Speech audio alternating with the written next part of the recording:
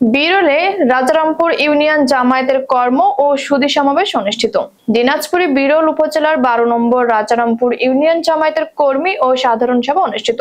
শুক্রবার 1 আগস্ট বিকেল 4টায় এই সমাবেশ অনুষ্ঠিত হয়েছে।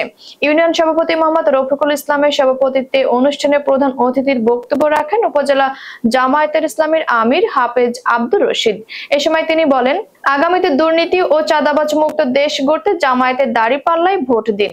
ইসলাম শান্তির ধর্ম, আর সমাজে ইসলাম প্রতিষ্ঠিত হলে হিন্দু, বৌদ্ধ, খ্রিস্টান সবাই এর সুফল পাবে ইনশাআল্লাহ।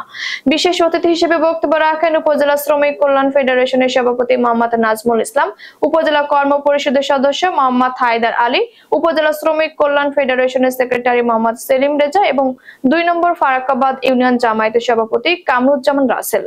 উক্ত সমাবেশে 12 নম্বর রাজারামপুর ইউনিয়ন জামায়াতের 7 এবং 9 নম্বর ওয়ার্ড কমিটি গঠন করা হয়।